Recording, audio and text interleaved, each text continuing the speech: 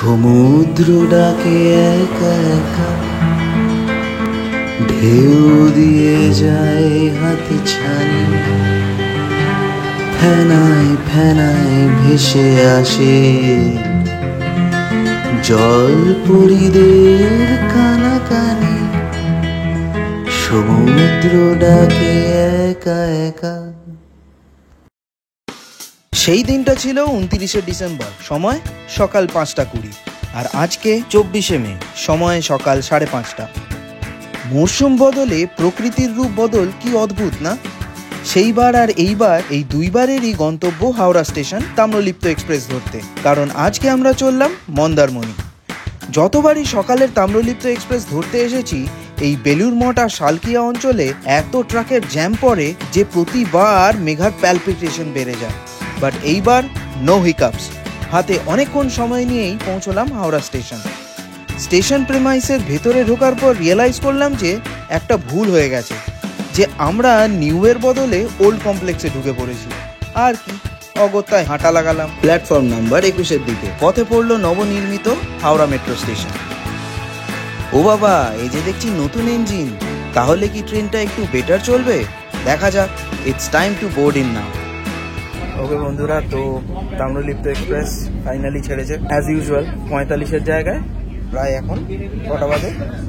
7টা বাজে। 7টার আগে আগে একটু আগে ছেড়েছে, তো লেট তো হবেই।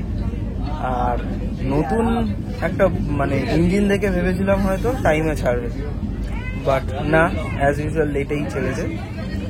আর ভেতরে ঢুকে কম্পার্টমেন্টটা তো ঠিক আছে, বাট বাথরুমটা ঢোকার মতন অবস্থায় নেই। সেই জন্য তার আর কোনো ভিডিও আমি করলাম না।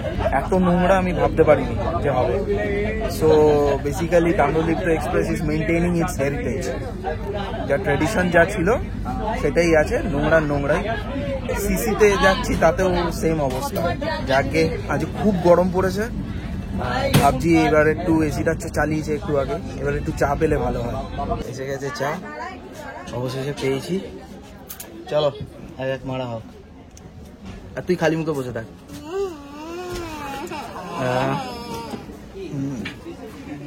আমাদের এবারের মন্দারমণি যাত্রাটি ছিল অনিশ্চয়তায় ভরপুর। প্রথমে কাঁথিতে লোকসভা ইলেকশন এবং এখন আবার রেমাল ঘূর্ণিঝড়ের আশঙ্কা। এই দুই চিন্তা মাথায় নিয়েই শুরু হলো আমাদের ট্রেন যাত্রা। আকাশের অবস্থা যদিও এখনো অবধি পরিষ্কার।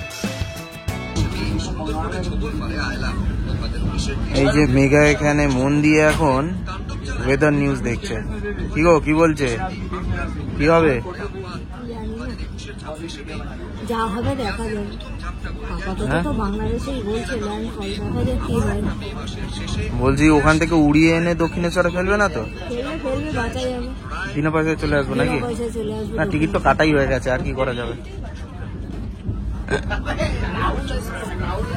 যাকগে, এখনো অবধি যখন সব ঠিকঠাক, ব্রেকফাস্টটা সেরেই নেওয়া যাক, যা বাড়ি থেকেই নিয়ে এসেছিলাম।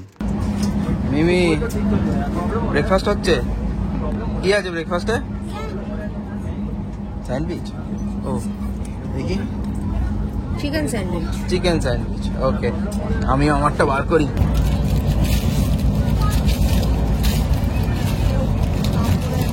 হ্যাঁ, ঠিক আছে। ট্রেন নিজ গতিতে এগোতে থাকলো আর কামরার ভেতরে বাড়তে থাকলো হকারদের চিরাচরিত আঁকড়া।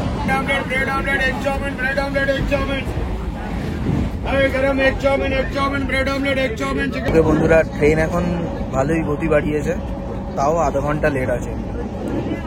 দেখি আলটিমেটলি কাঁথি কত লেটেতে পৌঁছায় দেখবো। আর এদিকে মিমি অনেক সকালে উঠেছে, এই জন্য মিমি ঘুম পেয়ে গেছে। এই যে মিমি ঘুমোচ্ছে। মিমি, আচ্ছা ঘুম।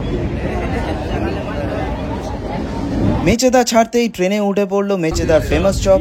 আর কি নিয়ে নিলাম।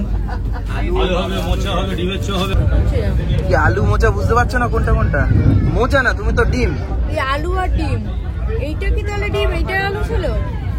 এই রে, কনফিউজ হয়ে গেছে। খেয়ে দেখো, একটা কেমন মেনে দেখো। হ্যাঁ, এটা ডিম বেরিয়েছে। আচ্ছা, কত কেমন খেতে? মিমি একটা হবে না, খাবি নাকি? আচ্ছা দাও, আমি একটা মারি, দাও দেখি কেমন খেতে। মুচমুচে একদম দারুন। হ্যাঁ গরম তো আছে।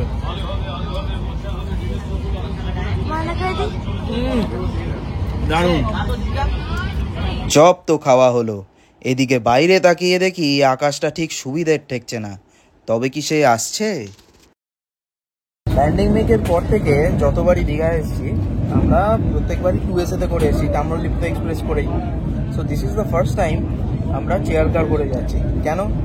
আমাদের উইন্টার আউটিং পার্ট 3-তে আপনি দেখবেন আমরা যখন এই ডিসেম্বর নাগাদ যখন দীঘা এসেছিলাম সেই সময় বলেছিলাম যে মানে 2S-এর কী অবস্থা। বেসিক্যালি ওটা আর 2S আর মানে রিজার্ভ এর মধ্যে আর পড়ে না, ওটা বেসিক্যালি 20 to 30% লোক ওখানে জেনারেল কামরারই বসে থাকে।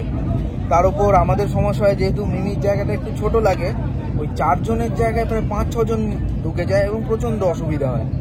আর ওখানে টিটিও কিছু বলতে পারে না, কেন জানি না। তো বেসিক্যালি দেখা যাবে আপনার 2SA-তে 30% প্যাসেঞ্জার যারা আছে তারা সব জেনারেলে সিট না পেয়ে 2SA-তে ঢুকে পড়ে।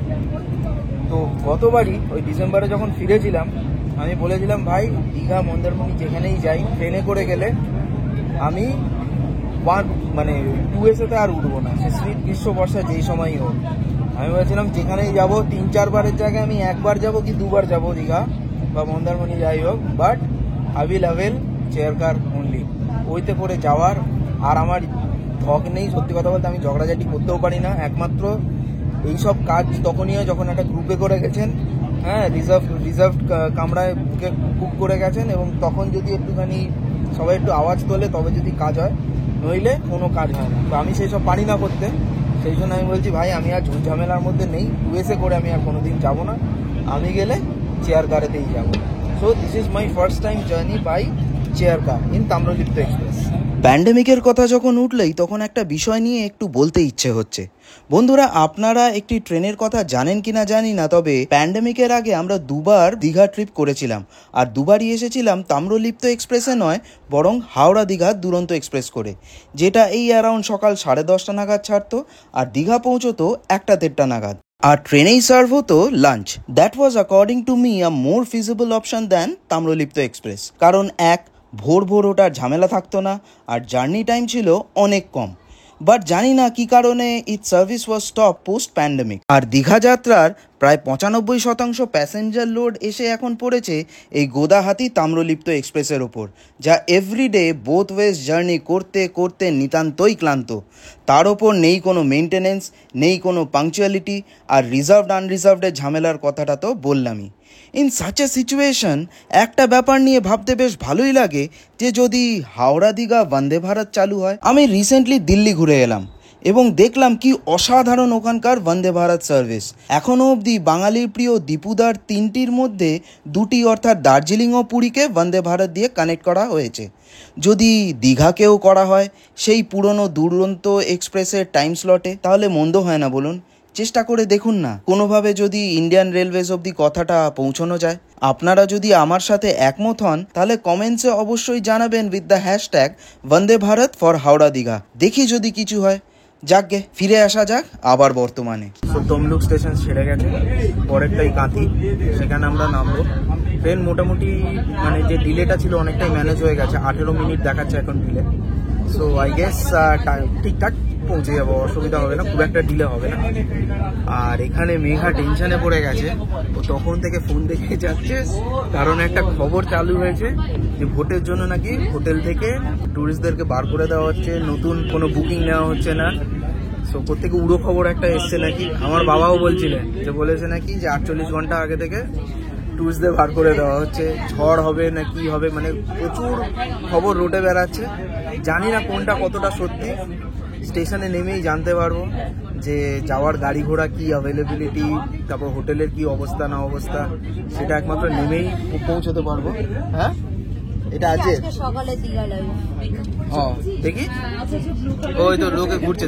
যদিও এটা দীঘার ছবি, আমরা যাচ্ছি মন্দারমণিতে। আশা করছি দীঘা নর্মাল থাকলে মন্দারমণিও নর্মালি থাকে। তবে মেঘার আর তর সইল না, রিসর্টে ফোনটা করেই ফেললো।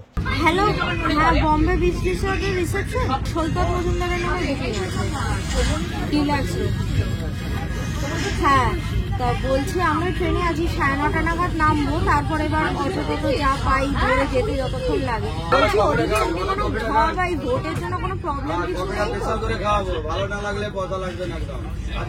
হ্যাঁ আসলে অনেক উড়ো খবর পাচ্ছি যে কি ভোটের জন্য নাকি গেস্টদের হোটেলে থাকতে দিচ্ছে না এরকম কিছু, সেই সব নিয়ে একটু মানে টেনশনে পড়ে গেছিলাম। আচ্ছা আচ্ছা ঠিক আছে ঠিক আছে ঠিক আছে। কি গো টেনশন কাটলো?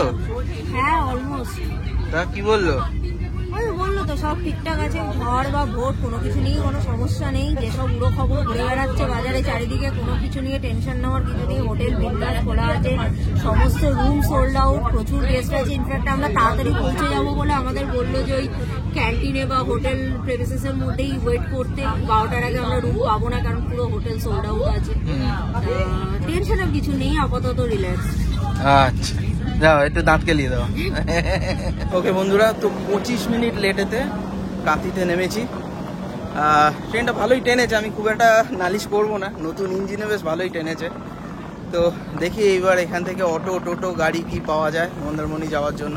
ওই সামনে দিকে এগোই, ওখান দিয়ে আউটলেট আছে। ট্রেন থেকে নেমে স্টেশনের বাইরের চত্বরের দিকে এলাম। বাইরে এসে দেখি এ তো পুরো যানবাহনের মেলা। টোটো 350 টাকা, অটো 400 টাকা আর গাড়ি 450 টাকা। স্টেশন থেকে বেরিয়ে এবার একটা অটো পাওয়া গেছে। মিমির ফেভারিট, মিমি খুব ভালো লাগে অটো করে যেতে, ও গাড়িতে চাপবে না, অটো পেলেই মস্তি। হ্যাঁ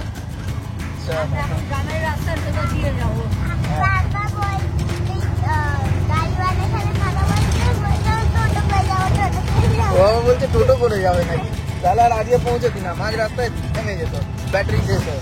আমাদের আজকের ভিডিওটি ভালো লাগলে বন্ধুরা একটি লাইক করবেন, শেয়ার করবেন ও আরবেন্স ট্রাভেলগ চ্যানেলটিকে সাবস্ক্রাইব করে বেল আইকনটি প্রেস করে দেবেন নোটিফিকেশনের জন্য। আর অবশ্যই ফলো করবেন আমাদের ফেসবুক পেজটিকেও, কারণ যতই মন্দারমণির দিকে এগোচ্ছি প্রতি বাঁকে আকাশে কিন্তু মেঘ ঘনীভূত হচ্ছে।